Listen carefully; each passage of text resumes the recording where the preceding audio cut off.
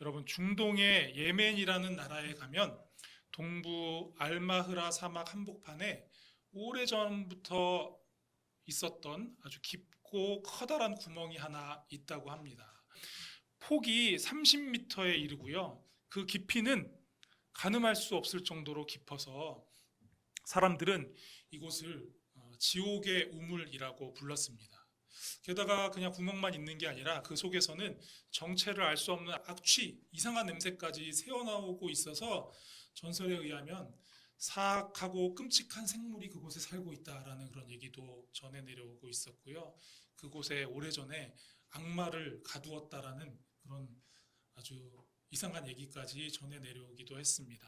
그래서 아무도 그 구멍에 들어가서 여기에 도대체 뭐가 있는지를 확인해 볼 엄두를 내지 못했습니다. 그냥 오랜 세월 동안 그렇게 그 구멍을 보면서 두려워하기만 했고요. 조금 가까이 가기라도 했다간 그냥 확 빨려 들어가는 건 아닐까라는 그런 두려움이 있어서 가까이 가지도 못했습니다. 들려오는 소문과 전설이 사람들의 마음을 지배하고 있었던 거죠. 그런데 지난 2021년에 얼마 안 됐죠. 소문의 진상을 확인하겠다고 나선 사람들이 있었습니다. 그래서 직접 그곳을 장비를 다 갖추고 동굴 탐사를 전문으로 하는 사람들이 그곳에 들어갔는데요. 들어가 보니까 사람들이 그렇게 얘기하던 상상하던 지옥의 문 같은 것도 아니었고요. 악마가 갇힌 무시무시한 공간도 아니었습니다. 소문과 전혀 다르게 오히려 그 안에는 아주 신비롭고 아름다운 자연의 세계가 펼쳐져 있었습니다. 여러분, 우리의 신앙생활 가운데도 이와 같은 모습이 있지는 않나 하는 생각이 듭니다.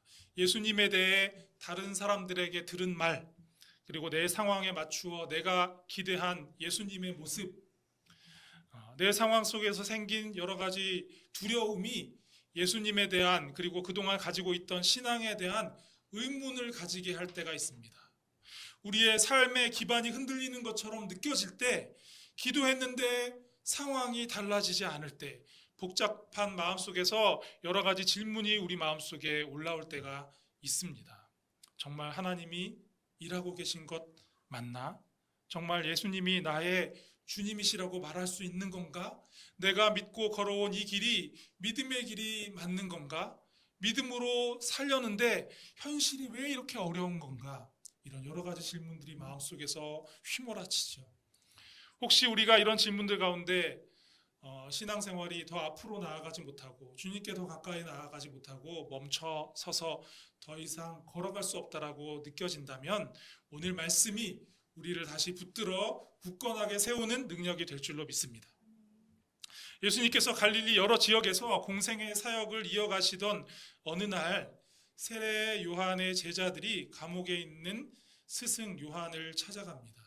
세례 요한이 많은 유대인들 앞에서 메시아로 소개한 그 예수님이라는 분이 어떤 사역을 하고 계시는지 그 소식을 감옥에 있는 세례 요한에게 전해주기 위해서였죠. 그럼 18절 말씀을 잠깐 보시면 요한의 제자들이 이 모든 일을 그에게 알렸다, 예수님에게 알렸다라고 기록하고 있죠. 이 모든 일은 이때까지 예수님께서 행하신 일들을 얘기하는 겁니다. 우리가 그동안 계속 살펴봤었죠. 예수님께서 백부장의 종을 고치셨고 나인성 과부의 죽은 아들을 살려내시기도 했고요. 수많은 병든 자들을 고치시고 귀신 들린 자들에게서 귀신을 쫓아내 자유롭게 하시고 가난한 자들에게 하나님 나라의 복음을 전하고 계셨습니다. 그런데 여러분, 이런 소식을 들은 세례 요한이 우리가 생각하는 거하고는 조금 다른 반응을 하고 있어요. 예수님께 자기의 제자 둘을 보내서 오실 그이가 당신이오니이까 우리가 다른 일을 기다리오리이까 이렇게 질문을 하라고 한 겁니다. 그럼 이 질문은 무슨 뜻입니까? 예수님께 우리가 기다리던 메시아가 당신이 정말 맞습니까? 라는 그런 질문을 하고 있는 거죠.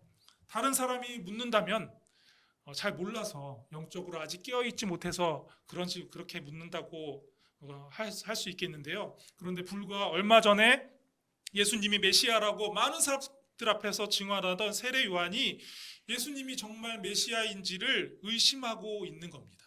의문을 제기하고 있는 거죠. 여러분, 왜 그랬을까요?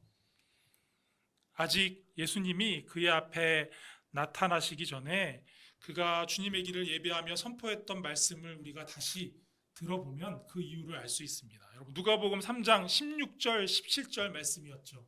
여러분, 그 말씀을 한번 보십시오. 특별히 17절 말씀을 보시면 세례 요한이 예수님에 대해서 이렇게 선포하는 거예요.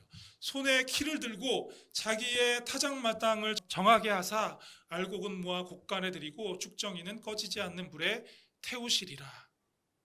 여러분, 요한에게 메시아는 공의로 세상의 불의한 자들을 심판하시고 악을 무너뜨리고 하나님 나라 백성을 새롭게 하실 그런 분이 바로 메시아였습니다. 그런데 예수님의 사역하시는 모습 제자들에게 전해 들어보니까 요한이 자기가 기대했던 것과는 달랐던 거예요. 불의한 헤롯 왕을 하늘의 권세로 심판하지도 않으셨습니다. 로마의 압제를 무너뜨리지도 않으셨습니다. 그 대신에 죄인들과 함께 식사하시고 병든 자를 찾아가 그냥 그들의 병을 고쳐주시고 가난한 자들에게 하나님 나라 복음을 전하는 그런 일들을 하시는 거예요.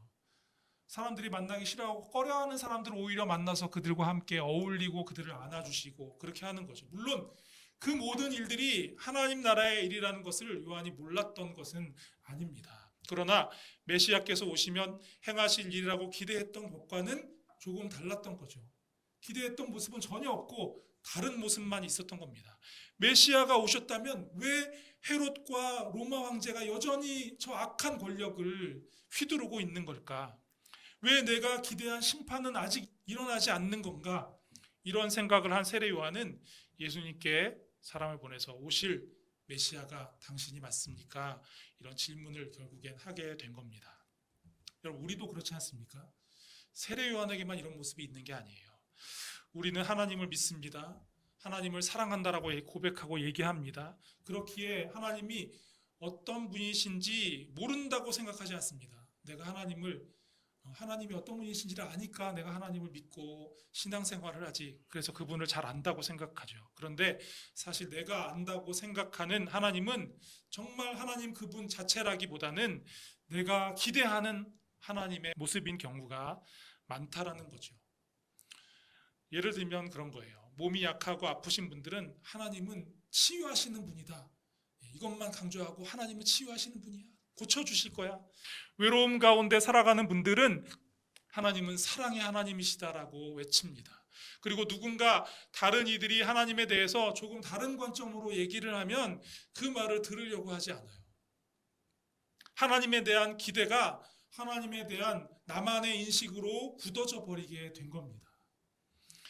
때로 우리 신앙의 위기는 외부에서 다가오는 시험보다 우리 자신의 굳어진 생각 안에 있는 경우가 많습니다. 여러분, 당시의 유대 종교 지도자들과 대부분의 유대인의 모습들이 그랬습니다. 정치적, 군사적 영웅으로 오실 메시아를 기대하고 있었죠. 고통스러운 로마의 압제에서 당장 벗어나게 해주시고 강력한 새 나라를 세우실 메시아를 기대했던 겁니다. 그래서 전혀 그런 모습을 보이지 않으시는 예수님이 메시아라는 사실을 인정하지 않고 예수님을 핍박하고 결국 예수님을 붙잡아다 심판하는 자리에 세우고 결국에는 죄인의 형틀에 달고 만 겁니다. 성령님께서 알려주셔서 예수님이 메시아이심을 선포했지만 메시아에 대한 세례 요한의 기대도 사실 다른 유대인들과 크게 다르지 않았습니다. 그래서 예수님의 사역하시는 모습을 보고 맞나? 라는 의문을 품은 거죠. 그런데 세례 요한에게는 다른 유대인들 그리고 당시의 종교 지도자들과 좀 다른 점이 있었습니다. 믿음과 삶이 흔들리는 그 질문을 그 마음속에 일어나는 그 의문을 주님께로 가지고 나갔다라는 점이 달랐던 겁니다. 감옥 안에서 당하는 고통 속에서 그 질문을 냉소와 원망으로 키우지 않았습니다. 사람들의 말 속에서 그 질문을 불평으로 만들지도 않았습니다. 그 질문을 주님께로 가져가서 주님께 물었습니다. 이것은 주님께 물어야 한다. 그 누구도 대답해 줄 수 없다 생각했던 거죠. 여러분, 때로 우리의 믿음이 연약해지고 흔들릴 때가 있습니다. 연약한 우리가 극복하기 힘든 문제를 만나고 쉽지 않은 그 상황에 갇히고 매몰되어 갈 때 믿음도 그 믿음 위에 세운 삶도 흔들립니다. 그럴 때 우리가 잊지 말아야 할 것이 있습니다. 끝까지 주님을 붙들어야 한다라는 사실입니다. 주님께 나아가고 오직 주님께만 여쭈어야 합니다. 우리 믿음을, 우리 삶을 다시 견고하게 세우시는 그 능력이, 그 길이 오직 주님께만 있기 때문에 그렇습니다. 여러분, 이제 그 능력이, 우리의 삶을, 우리의 믿음을 온전히 세우는 그 능력이, 그렇게 되는 그 길이 무엇인지 이어지는 말씀을 통해서 우리가 한번 살펴보길 원하는데요. 바로 21절과 22절 말씀입니다. 우리 한번 같이 읽어보실까요? 시작. 마침 그때 예수께서 질병과 고통과 및 악귀 들린 자를 많이 고치시며 또 많은 맹인을 보게 하신지라. 예수께서 대답하여 이르시되 너희가 가서 보고 들은 것을 요한에게 알리되 맹인이 보며 못 걷는 사람이 걸으며 나병 환자가 깨끗함을 받으며 귀먹은 사람이 들으며 죽은 자가 살아나며 가난한 자에게 복음이 전파된다 하라. 아멘. 세례 요한의 질문에 예수님께서는 주님이 일하시는 그곳에 질병이 치유되고 고통이 떠나가고 귀신이 물러가고 앞 못 보는 사람이 보게 되는 그런 놀라운 일들이 있음을 확인하라고, 그것을 보라고 말씀하십니다. 여러분, 어떻게 보면 이 말씀이 그냥 얼마나 신기하고 놀라운 기적들이 이곳에 많이 일어나고 있는지 그것을 보라고 하시는 것 같이 느껴질 수도 있는데요. 사실 그런 말씀이 아닙니다. 이사야서 35장 5절 6절 말씀을 보면 메시아에 대한 이사야 선지자의 예언의 말씀들이 기록되어 있죠. 예수님의 사역 현장에서 이 예언의 말씀들이, 선지자가 예언한 예언의 말씀들이 성취되고 있다는 것을 확인시켜 주고 있는 겁니다. 예수님은 지금 요한에게 이렇게 대답하시는 거예요. 요한아, 네가 생각하는 세상의 악한 권력을 향한 심판, 또 새 왕국이 세워지는 그런 모습은 아니지만 하나님이 약속하신 진정한 구원의 역사가 지금 내가 있는 이곳에서, 여기에서 성취되고 있단다. 인간적인 기대의 틀을 깨고 하나님께서 하시는 일을 있는 그대로 보아라. 이것이 바로 사역 현장을 보여주시며 예수님께서 요한에게 주신 대답이었습니다. 물론 언젠가 이스라엘이 정치적 구원을 얻을 때가 있겠죠. 그렇지만 그보다 먼저 그들이 예수 그리스도의 사랑과 긍휼과 치유의 복음을 통해서 영적인 구원을 경험하고 그들의 삶 속에서 하나님 나라가 세워지는 그 은혜를 누려야 한다라고 지금 말씀하시는 겁니다. 그래서 그 일을 지금 주님이 하나하나 해가고 계시는 겁니다. 여러분, 이 땅에서의 내 삶을 위해 무엇이 필요한지를 묵상하면서 하나님을 내 기대의 틀 안에 가둔 채 신앙생활을 하고 있다면 우리가 어떻게 진정한 하나님 나라를 살아갈 수 있겠습니까? 내 기대를 묵상하는 것이 아니라 하나님께서 내 삶 가운데 무엇을 행하시는지 그것을 있는 그대로 바라보고 그 안에 담긴 은혜를 누리는 여러분들이 되실 수 있기를 바랍니다. 여러분, 23절 말씀을 한번 보실까요? 주님은 누구든지 나로 말미암아 실족하지 아니하는 자는 복이 있도다라고 말씀하십니다. 여러분, 누가 실족하는 사람입니까? 누가 시험 든 사람입니까? 주님을 온전히 바라보는 사람은 실족하지 않습니다. 그분의 사랑과 지혜가 무한하게 크시기 때문이죠. 자기 기대를 성취해 줄 자기만의 하나님을 만들어 놓고 진짜 하나님이 아니라 자기가 만든 하나님을 믿고 있는 사람이 실족하는 겁니다. 왜 내 기대대로, 왜 내가 바라는 대로 안 해주시는 거야? 그런 마음에 실족하게 되는 거죠. 우리 삶 가운데 우리의 생각을 뛰어넘는 주님의 일하심을 바라보시는 여러분이 되시기 바랍니다. 내 기대와 다르게 주님의 뜻대로 일하심이 얼마나 감사한 일인지 우리가 묵상해 볼수록 그것을 깨닫게 되는 겁니다. 사랑하는 여러분, 주님께서 한 치 앞도 분간하지 못하던 우리 눈을 열어 진리를 보게 하시고 회개의 눈을 열어 더욱 정결한 삶으로 나아가게 하실 줄로 믿습니다. 죄의 습관과 절망에 묶여 주저앉아 있던 이들을 일으켜 걷고 뛰게 하실 줄로 믿습니다. 수치와 정죄 속에서 죽어가던 자들을 회복시키시고 밝게 빛나는 은혜의 자리에 세우실 줄로 믿습니다. 또한 우리의 귀를 열어 주님의 말씀 안에 담긴 복음의 진리를 온전히 깨닫게 하실 줄로 믿습니다. 그리고 무엇보다 죽음의 권세 아래에서 벗어나 진정한 생명을 누리게 하실 줄로 믿습니다. 우리에게 이러한 일을 하실 주님을 바라보고 그 안에서 그 풍성한 은혜를 누려야 마땅하다라는 겁니다. 여러분, 그러면 누가 이렇게 주님의 일하심을 온전히 바라보고 그 놀라운 은혜를 그대로 누릴 수 있게 될까요? 여러분, 이어지는 주님의 말씀에 귀 기울여 보겠습니다. 요한의 제자들이 떠난 후에 예수님은 제자들과 또 함께한 많은 무리의 사람들을 향해서 말씀하시죠. 24절부터 26절까지의 말씀입니다. 예수님이 정말 메시아인지에 대해 의문을 품었다는 사실 때문에 무리 가운데 예수님을 향한 세례 요한의 믿음을 의심하는 사람들이 생겼을 수 있겠죠. 그것 때문에 그들에게 세례 요한이 누구인지를 지금 설명해 주시는 말씀입니다. 한마디로 예수님은 구약 시대의 어느 선지자보다 훌륭한 선지자가 바로 세례 요한이다라고 말씀하십니다. 그가 권력과 여론에 따라 말을 바꾸는 사람, 진리를 말하지 못하고 상황과 환경에 타협하는 사람이 아니요, 또한 세례 요한이 자신의 연약함, 권력의 보호, 세상적 성공과 편안함을 추구하는 사람이 아니라고 그렇게 말씀해 주시는 겁니다.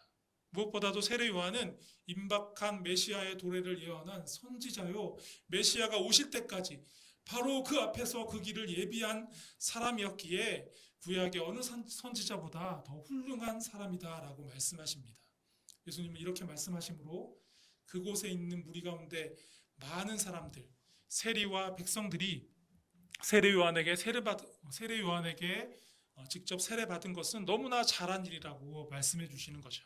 하나님께서 구원의 길을 열어주시는 그 은혜 앞에 그들이 세례받은 것은 마땅히 해야 될 반응이었다라고 인정해 주시는 겁니다. 그런데 그 마땅한 반응을 하지 않은 사람들이 있었죠. 그들이 누굽니까? 바로 바리새인들과 율법 교사들이었습니다. 그들은 회개하라, 천국이 가까이 왔느니라는 이 말씀을 듣고도 회개의 세례를 받지 않았습니다. 받지 않은 이유는 자기 자신의 의로움에 갇혀 있었기 때문이죠. 그래서 주님은 그들이 스스로 하나님의 뜻을 저버렸다라고 말씀하신 겁니다. 그들의 실상을 적나라하게 드러내시는 예수님의 말씀을 한번 보십시오. 장터에 앉아서 놀이를 하는 어린아이들의 비유에서 그 바리새인들과 서기관들이, 율법 교사들이 어떤 사람인지를 드러내고 있습니다. 여러분 32절 말씀을 보세요. 비유하건대 아이들이 장터에 앉아 서로 불러 이르되 우리가 너희를 향하여 피리를 불어도 너희가 춤추지 않고 우리가 곡하여도 너희가 울지 아니하였다 함과 같도다.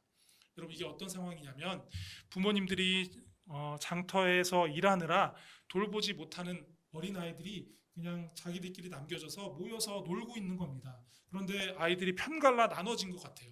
한쪽에서 막 피리를 부는 거죠. 예, 이렇게 피리를 부는 거는 지금 결혼식 놀이를 하는 거예요.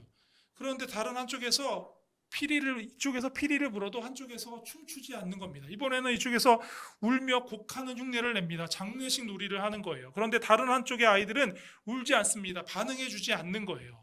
서로 다른 놀이를 하자고 아마 주장하고 있는 것 같아요. 우리가 그 놀이 하지 말자, 우리 이렇게 놀자라고 주장하면서 서로 그룹이 나누어져서 장단을 맞춰주지 않는 그런 상황이 펼쳐진 겁니다.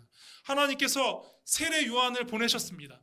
그는 광야에서 금욕적인 삶을 살면서 죄악 가득한 세상을 향해서 회개를 외쳤습니다. 그런 세례 요한을 보고 종교 지도자들이 뭐라고 했죠? 그가 귀신 들려서 광야에 거하면서 정말 이상한 행동을 하고 있다라고 비판했습니다. 세례 요한 앞에서 자신들의 숨겨진 죄악이 드러나는 게 싫어서 그를 미워했던 거죠. 또 때가 되어서 예수님께서 오셨습니다. 주님은 병들고 가난하고 소외된 사람들 속에 들어가서 세리와 죄인들과 함께 식탁의 교제를 나누고 그들을 사랑으로 안으셨습니다. 그런데 종교 지도자들이 이번에는 예수님은 먹기를 탐하고 포도주를 즐기는 사람이요, 세리와 죄인의 친구다, 저 세리와 죄인들과 다를 바 없는 그런 수준 낮은 사람이다 라고 비판하는 겁니다. 사랑으로 품어주며 회복시킬 능력이 자기들에게 없으니 예수님도 그들과 같은 죄인이라고 비판하고 있는 거죠. 여러분, 하나님의 뜻이 세례 요한과 같은 모습으로 또는 예수님과 같은 모습으로 어떤 모습으로 다가와도 그들은 다 이상하다, 싫다, 그렇게 얘기하는 겁니다. 그들의 마음이 완고하게 굳어져 닫혀 있었던 거죠. 완고하고 강팍한 그 마음은 늘 핑계거리를 찾는 겁니다. 이래서 회개할 수 없고 저래서 순종할 수 없다라고 늘 이유를 찾아대고 있으니 구원의 은혜를 온전히 받아 누릴 수 있는 방법이 없는 겁니다. 여러분 너무나 안타깝지 않습니까? 여러분 우리가 분명히 기억해야 할 사실이 있습니다. 예멘 알마흐라 사막의 동굴이 정말 무섭고 불길한 곳이어서 이상한 별명이 붙은 게 아니라는 거예요. 하나님의 구원의 계획, 그 복음의 진리에 문제가 있어서 유대 종교 지도자들이 그 구원의 은혜를 받아 누리지 못한 게 아니라는 겁니다. 구원으로 인도하는 주님의 부르심에 그들이 이상 반응을 보였기 때문에 주님이 오셨음에도 불구하고 빛이 오셨음에도 불구하고 절망스러운 어둠의 길을 여전히 걸어가고 있었던 겁니다. 사랑하는 여러분 모두 주님의 부르심에 마땅히 반응하는 삶을 살아가실 수 있기를 축복합니다. 회개의 말씀 앞에 돌이키고 은혜의 초대 앞에 기쁨으로 달려나가고 기다림의 시간 속에서도 꿋꿋이 믿음으로 신뢰하고 선한 길로 인도하시는 주님 앞에 끝까지 순종의 걸음을 내딛는 그런 여러분들이 되실 수 있기를 축복합니다. 내게 다가오시는 주님의 모습이, 들려주시는 주님의 말씀이 내가 기대한 것과 달라도 실족하고 시험에 들지 마십시오. 주님이 일하시는 방법과 속도가 내가 생각한 것과 달라도 주님을 떠나는 것이 아니라 다시 기도의 자리에 나와 주님께 묻고 그분의 뜻을 구하고 주님의 크고 선하신 뜻 안에서 살아가는 여러분들이 되실 수 있기를 바랍니다. 왜 그래야 할까요? 35절 말씀 때문입니다. 여러분 35절 말씀 새 한글 성경으로 한번 같이 읽어보겠습니다. 그러나 지혜는 자기의 모든 자녀들에게 옳다고 인정을 받습니다. 여러분 여기서 지혜라는 단어는 소피아라는 단어를 사용하고 있는데요. 인간의 지혜를 의미하는 단어가 아닙니다. 하나님의 속성으로서의 지혜를 뜻하는 단어이고요. 여기서는 오늘 이 말씀 속에서는 하나님의 지혜로운 계획과 섭리를 의미하고 있는 거예요. 그러니까 결국에 하나님의 인류 구원의 계획, 예수 그리스도를 통한 복음은 모든 하나님의 자녀들이 누리며 살아가는 복음의 삶을 통해 그것이 정말 진리라는 사실이 증명된다라는 말씀입니다. 우리의 삶을 통해 복음 안에 생명이 있다라는 게 증명된다라는 거예요. 여러분 제가 한 가지 이야기를 여러분에게 들려드리고 싶은데요.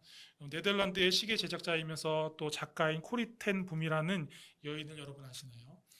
그녀는 2차 세계대전 때 가족과 함께 유대인들을 숨겨주다가 발각되어서 체포되고 수용소에 갇히게 되었습니다. 그곳에서 그녀는 말로 다 할 수 없는 고통을 겪었고요.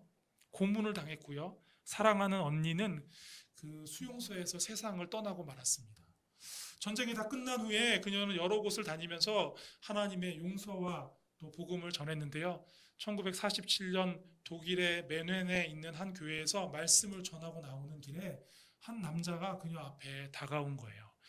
그 남자는 누구였냐면 과거에 라벤스부리크 수용소의 경비병이었습니다. 그러니까 이 코리템품 그리고 당시에 그 수용소에 수감되었던 많은 사람들을 괴롭히고 고문하던 사람이었죠.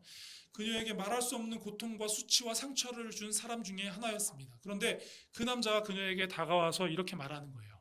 나는 그때에 내가 얼마나 큰 죄를 저질렀는지 후에 깨닫게 되었습니다. 주님 앞에 회개했고 하나님께서 나를 용서해 주셨다는 것을 믿게 되었습니다. 그러나 이제 당신에게도 내가 용서를 마땅히 구해야 된다라고 생각합니다. 나를 용서해 주시겠습니까? 이렇게 용서를 구한 거죠. 여러분 어땠을까요? 코리텐붐 여사의 마음이. 이 여사의 마음이 순간 얼어붙어 버렸습니다. 차갑게 얼어붙었어요. 그동안 말로는 많은 사람들 앞에서 용서를 말씀으로 전했지만 실제로 자기 눈앞에 서 있는 가해자를 용서하는 일은 정말 쉽지 않았던 겁니다. 너무나 마음이 괴로웠어요. 고통의 기억이 되살아나고 언니의 죽음, 수용소에서 당했던 그 치욕스러운 모욕들, 그 잔혹함이 한순간에 다 생생히 떠올랐습니다. 그때 그녀는 이렇게 기도했다라고 합니다. 주님, 저는 용서할 수 없을 것 같습니다. 주님께서 제게 용서할 마음을 주셔야 합니다. 그리고 그녀는 그렇게 기도한 후에 떨리는 손을 그 남자에게 내밀었습니다. 그리고 그렇게 손을 내미는 순간 그녀는 자기 안에서 자기의 힘으로 할 수 있는 그 용서가 아니라, 자기 힘이 아니라 주님께서 부어주시는 은혜를, 용서할 수 있는 은혜를 경험하게 되었던 겁니다. 어쩌면 하나님께서 코리 텐붐 여사가 자신에게 모질게 학대를 가한 그 사람을 굳이 만나게 하신 것, 너무 가혹한 일 아닌가 하는 생각이 듭니다. 그런 사람 만나지 않아도 그냥 말씀을 전하면서 그냥 받은 은혜 가운데 나는 그 사람들 내 마음속에 용서했습니다, 이렇게 전하면서 살아갈 수도 있는 거잖아요. 근데 너무나 그 만남은 가혹한 거죠. 그러나 하나님은 그 만남을 통해 그녀가 주님의 십자가를 통한 사랑과 용서를 이전에 말로 고백했을 때보다 더 깊이 경험할 수 있게 하셨습니다. 예수 그리스도의 십자가 복음만이 진정한 소망이라는 사실을 그냥 말씀을 묵상하면서만이 아니라 완전히 삶에서 정말 거부할 수 없는 그 삶에서의 경험으로 경험하게 된 것이죠. 세례 요한이 감옥에서 마음이 흔들리고 주님을 향한 의문을 품은 것처럼, 그리고 코리 텐붐 여사가 자기 힘으로는 견디기 힘든 그 만남의 자리에 선 것처럼 우리도 인생의 한복판에서 이해되지 않는 순간들을 만나곤 합니다. 간절히 기도하며 매달리고 기다렸는데도 문이 열리지 않는 경험을 합니다. 믿음으로 살려고 하는데 삶이 더 어려워지는 것을 경험할 때가 있습니다. 그럼 그때 사탄이 우리에게 와서 속삭이죠. 거봐라, 하나님이 일하시지 않는 거야. 하나님은 너에게 좋은 것을 주시는 분이 아니야 라고 우리를 미혹합니다. 여러분, 그럴 때 오히려 더욱 주님께 나아가 물어야 하는 겁니다. 내가 기대한 방법이 아닐지라도 가장 선한 길로 인도하시고 일하시는 주님의 음성을 듣고 그분이 일하시는 곳으로 나아가야 합니다. 믿음은 모든 것을 다 알고 이해한 뒤에 걷는 길이 아닙니다. 아직 이해하지 못해도 선하신 주님을 신뢰하며 한 걸음 더 내딛는 것이 바로 믿음의 자리입니다. 여러분, 주님은 오늘도 우리 가운데 변함없이 일하고 계신 줄로 믿습니다. 오직 주님의 말씀을 붙드는 간절한 영혼의 눈을 여시고 상한 마음을 치유하십니다. 죄에 묶인 사람을 자유롭게 하시고 죽을 영혼을 살리는 구원의 역사를 오늘도 우리 가운데 이루고 계십니다. 흔들려도 더욱 주님을 향해 나아가는 여러분의 인생의 한가운데 비로소 여러분이 이렇게 고백하실 수 있게 되기를 바랍니다. 주님, 그때는 제가 온전히 알지 못했습니다. 왜 그 길을 걷는지 이해할 수 없었습니다. 그토록 오랜 기다림이 필요한 이유를 몰랐습니다. 그러나 주님이 인도하신 그 길이 가장 선했고 가장 완전했으며 주님은 한 번도 틀린 적이 없으셨음을 이제 고백합니다. 이 고백이 여러분의 고백이 되실 수 있기를 바랍니다. 더욱 주님을 신뢰하며 주님께 가까이 나아갈 때에 더 귀한 것을 얻게 하시기 위해 조금 더 먼 길을 가게 하신 주님의 그 선하신 뜻이 얼마나 감사한 것이었는지를 발견하게 되는 그날이 우리에게 열릴 줄로 믿습니다.